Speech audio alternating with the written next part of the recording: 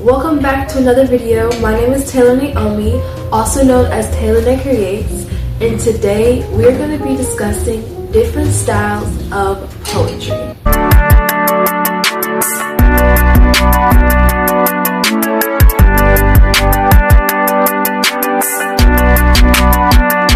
So there are so many different styles of poetry. There's hundreds and hundreds different styles of poetry. But we're not going to be discussing all the hundreds different styles of poetry because I don't even know all the different styles of poetry. I only know what I tell you.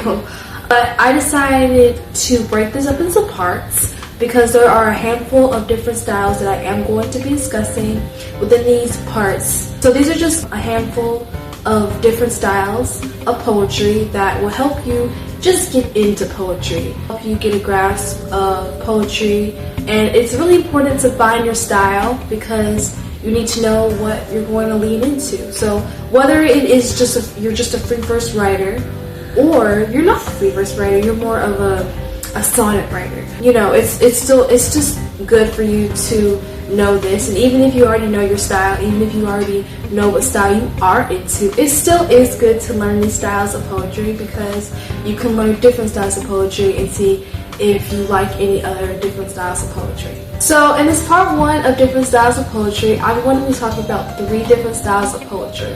The first one will be haiku, the second one will be acrostic, and the third one will be limerick. So the first form of poetry are haikus. And I think haikus are a really fun, really cool form of poetry. Haikus are a 3-line poem, and actually haikus come from the traditional form of Japanese poetry.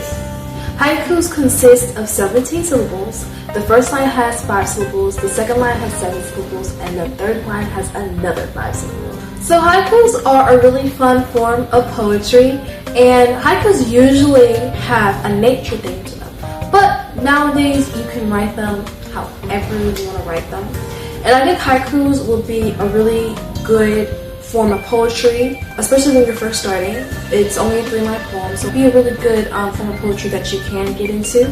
Just make sure you're following the rules as far as the syllables go.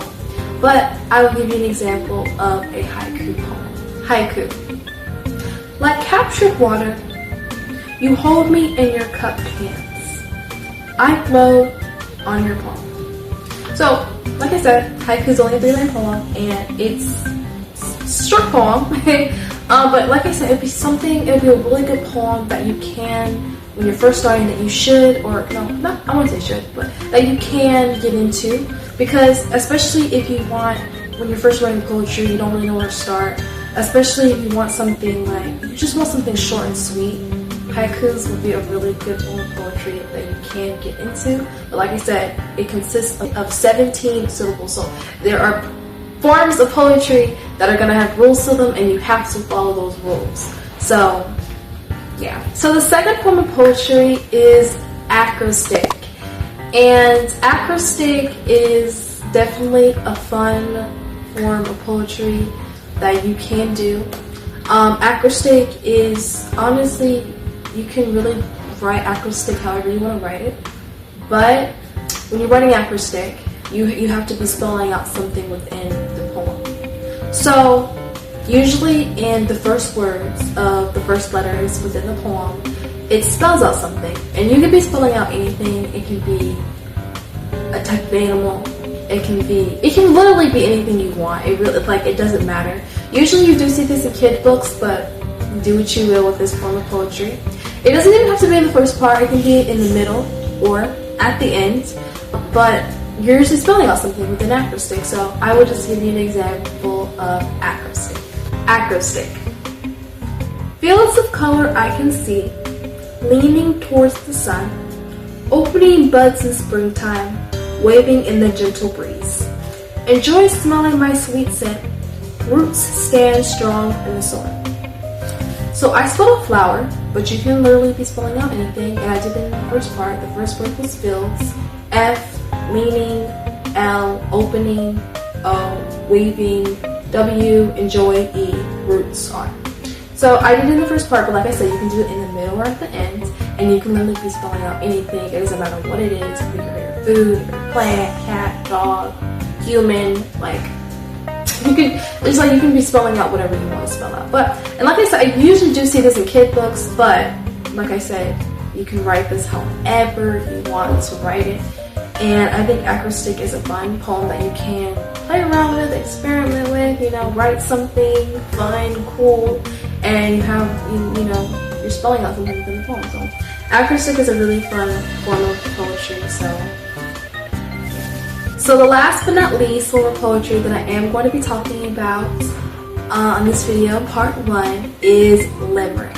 So limerick is a 5-line poem, and this form of poetry has to rhyme.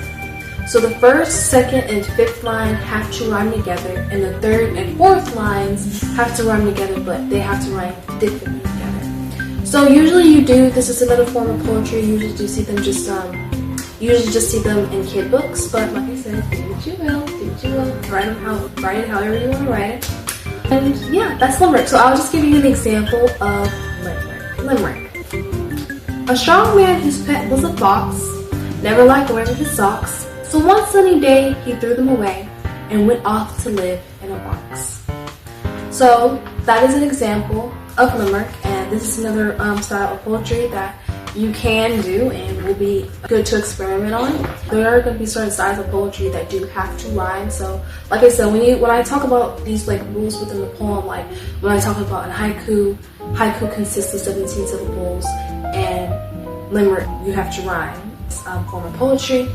These are rules that you do have to follow. It's not optional to follow these rules. You have to follow these rules within these forms of poetry. And all 3 forms of poetry that I have talked about today, I love them all. They're all really cool. And these will be really good forms of poetry that you can get into, especially when you're first starting poetry. Like I said, even if you already know your style, you already know what you like, it's still good to learn about different other styles of poetry. So, yeah. So that is it today on part 1 of styles of poetry. And definitely tell me down below in the comments which one was your favorite.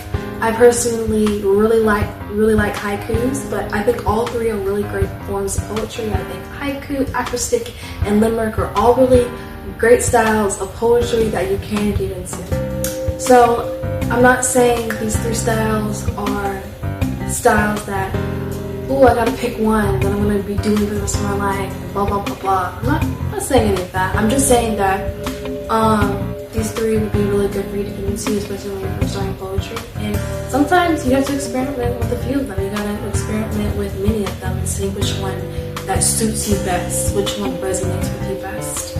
So, and you're gonna be introduced to certain things, and you're gonna be like, this is one that I like. This one resonates with me. I am more of a spoken word writer, but it's still good for me to learn about different other styles of poetry.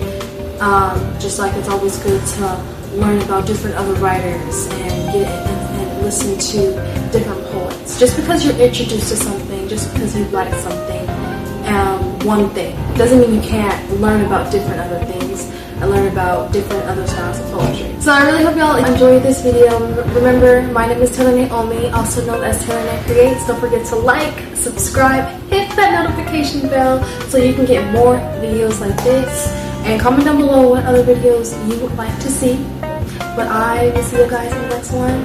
Don't forget to write, become, and create. Y'all are creating beautifully. And I'll see you guys in the next one. Bye!